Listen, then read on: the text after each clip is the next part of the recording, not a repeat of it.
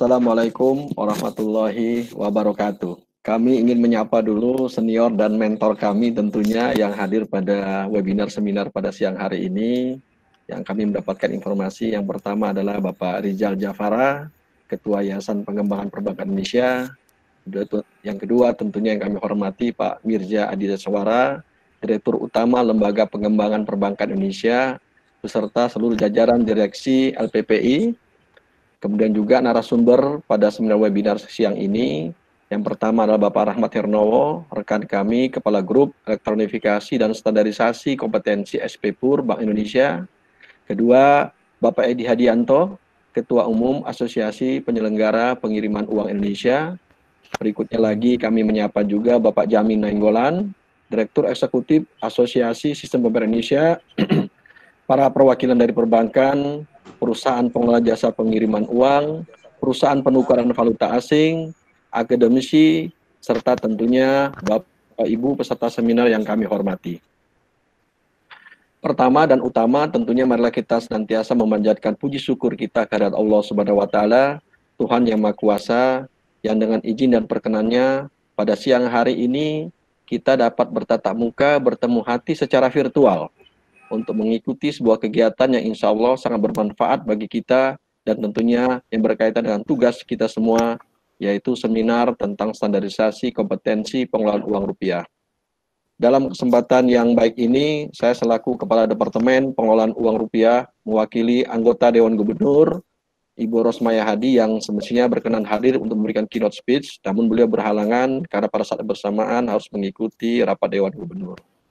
Kami mengucapkan terima kasih tentunya kepada Bapak Mirza Adi Daswara beserta seluruh jajaran direksi LPPI yang telah menyelenggarakan seminar ini, sekaligus mengundang kami untuk menyampaikan keynote speech pada penyelenggaraan virtual seminar yang ke-34 ini. Luar biasa Pak Mirza, ini tiap minggu ada kegiatan webinar dari LPPI, sangat luar biasa bagi kami semua. Pada kesempatan ini, kami juga menyampaikan apresiasi dan menyambut baik pelaksanaan seminar webinar ini, khususnya yang terkait dengan topik standarisasi dan kompetensi pengelolaan uang rupiah. Topik ini selaras dan sejalan dengan kebijakan dan program pengembangan kompetensi SDM pengelolaan uang rupiah yang saat ini sedang kami siapkan dan implementasikan oleh Departemen Pengelolaan Uang Rupiah. Bapak Ibu hadirin yang kami hormati, para peserta seminar webinar yang kami banggakan, sebagaimana kita ketahui bersama bahwa pada tahun 2019 Bank Indonesia telah menetapkan visi sistem pembayaran Indonesia yang kita dikenal dengan SPI 2025. 5 visi sistem pembayaran Indonesia atau SPI yang mulai diimplementasikan sejak tahun 2019 ini dimaksudkan untuk memastikan bahwa arus digitalisasi dapat berkembang dalam ekosistem ekonomi dan keuangan digital yang kondusif. Adapun kelima visi SPI 2025 yang tersebut pertama adalah kita kenal dengan integrasi ekonomi keuangan digital secara nasional. Visi kedua adalah digitalisasi perbankan. Visi ketiga menyangkut interlink antar fintech dengan perbankan. Visi keempat terkait dengan keseimbangan antara inovasi dengan consumer protection, integritas dan stabilitas, serta persaingan usaha yang sehat. Serta visi kelima menyangkut kepentingan nasional dalam ekonomi keuangan digital antar negara.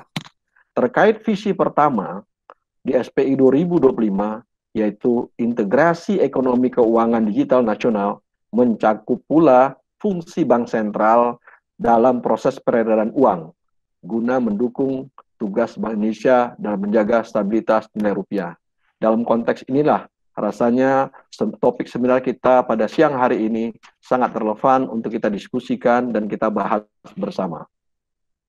Bapak Ibu, para peserta seminar yang kami hormati, sebagai bagian dan turunan dari SPI 2025, Bank Indonesia juga telah menyusun sebuah framework pengelolaan uang rupiah yang di dalamnya juga mengatur dan menyiapkan SDM di bidang SPPUR.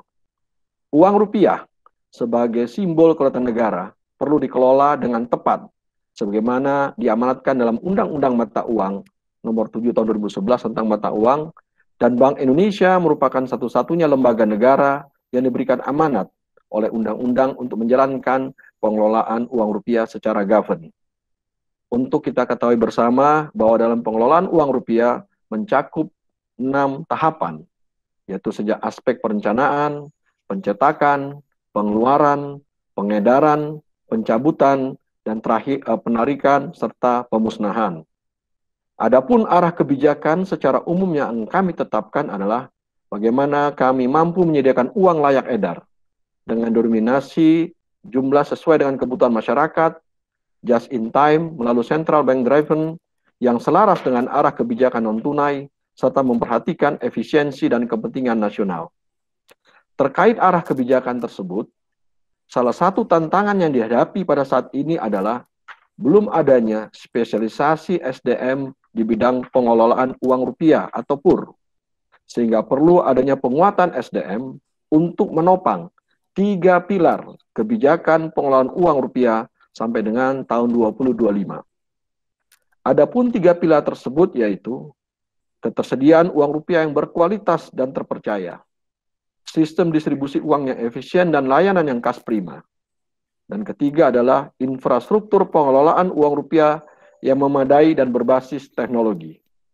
Dengan pilar tersebut diharapkan destination statement, diantaranya peningkatan kualitas uang beredar, penurunan rasio temuan uang palsu, dan efisiensi distribusi uang, pemenuhan uang masyarakat berbasis spasial, dan digitalisasi proses pengelolaan uang rupiah pada tahun 2025 dapat tercapai.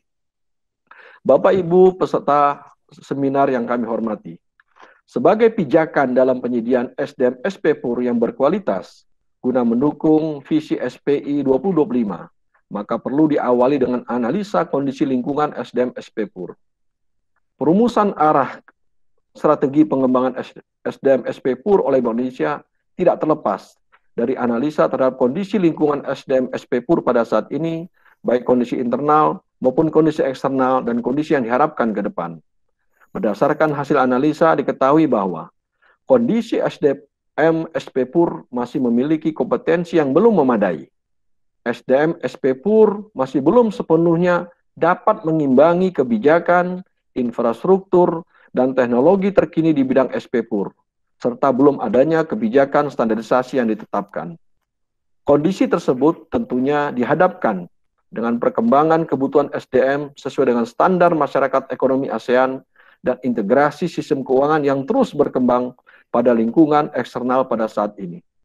Selain itu, adanya kebutuhan industri, jumlah SDM, serta pelaku SPPUR yang cukup banyak, sebaran jaringan dan usaha pelaku SPPUR yang beragam, serta adanya komitmen Bank Indonesia, kementerian terkait seperti Kemenaker, Badan Nasional Sertifikasi Profesi atau BNSP, dalam mendukung standarisasi kompetensi SDM pelaku SPPUR menjadi cerminan kondisi internal pada saat ini.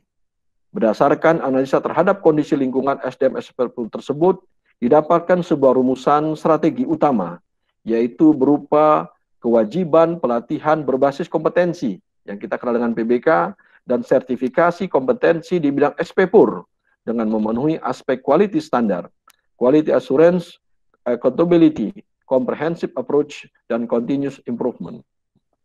Bapak Ibu hadirin yang kami hormati, dalam konteks pengembangan SDM SPPUR telah disusun pula sebuah framework sebagai guidance dalam penerapan standar kompetensi SDM SPPUR.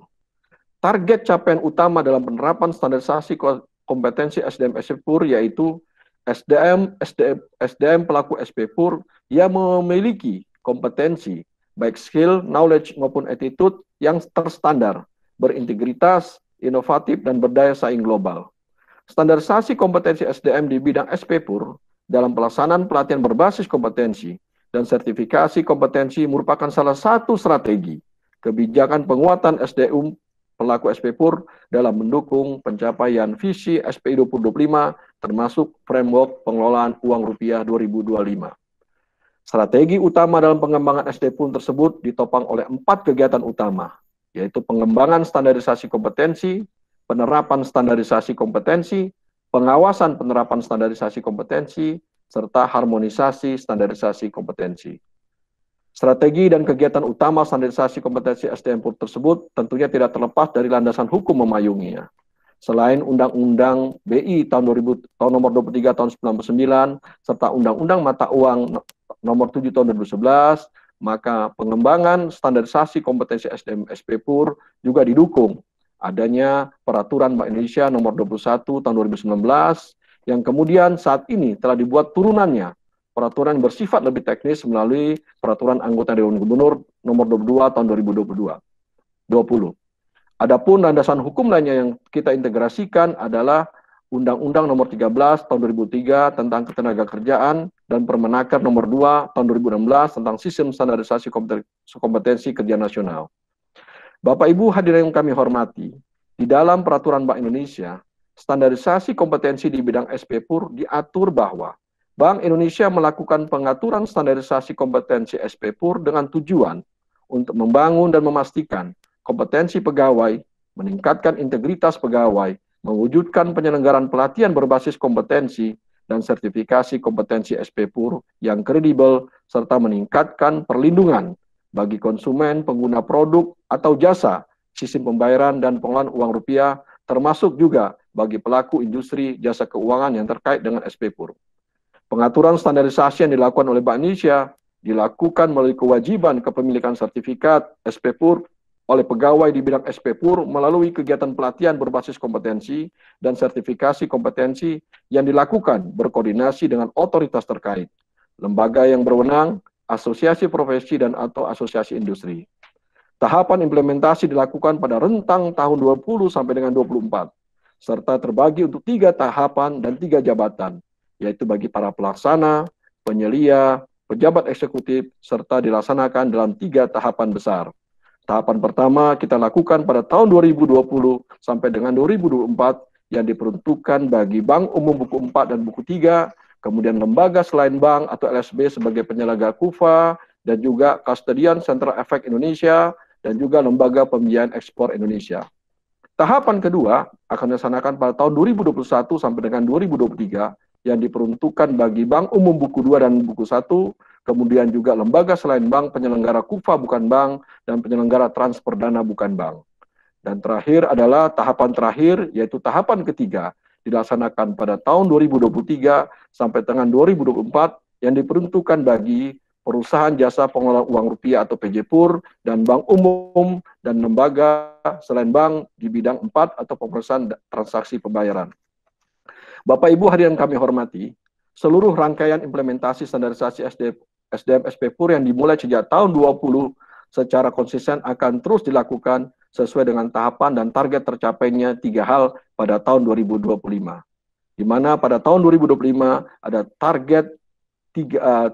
tiga target yang ingin dicapai dengan standarisasi SDM SPPUR, yaitu pertama, terciptanya kompetensi SDM SPPUR yang mengimbangi perkembangan kebijakan, infrastruktur, dan teknologi di bidang SPPUR. Kedua adalah adanya mitigasi risiko melalui standarisasi kompetensi SDM dalam kegiatan SPPUR sehingga dapat mencegah contagion efek pada sistem keuangan. Serta yang terakhir adalah perkembangan kualitas SDM yang dapat bersaing di skala nasional ataupun global. Bapak Ibu hadirin peserta seminar yang kami hormati, sebelum kami menutup keynote speech pada siang hari ini, kami ingin sampaikan bahwa berbagai program peningkatan standarisasi SDM SPPUR yang sudah disusun oleh Bank Indonesia dan saat ini sedang berjalan, tentunya tidak akan dapat berhasil dengan sempurna apabila tidak didukung oleh peran serta dari Bapak Ibu pelaku usaha di bidang SPPUR dan para akademisi. Oleh karenanya, kerjasama antara Bank Indonesia sebagai regulator dengan pelaku usaha dan akademisi termasuk diantaranya LPPI sebagai lembaga pendidikan menjadi hal yang sangat penting untuk terus kita lakukan secara berkala ke depannya. Terakhir, tidak lupa kami ucapkan terima kasih yang sebesar-besarnya kepada seluruh pihak, terutama LPPI, Pak Mirja yang kami hormati, yang telah menyelenggarakan seminar pada hari ini. Semoga dengan penyelenggaraan seminar ini, pemahaman dan wawasan peserta dapat lebih mendalam tentang upaya peningkatan standarisasi SDM SPPUR yang disusun oleh Bank Indonesia sehingga dapat terus berperan dalam pengembangan SPPUR ke depan. Kami sampaikan selamat mengikuti seminar webinar ini, insya Allah pelaksanaan seminar ini akan membawa kebaikan dan kemanfaatan tidak hanya pada diri kita pribadi, lembaga, tentunya negara yang kita cintai. Demikian yang dapat kami sampaikan. Semoga kita semua selalu dalam keadaan sehat dan selamat. Sekian dan terima kasih. Wassalamualaikum warahmatullahi wabarakatuh.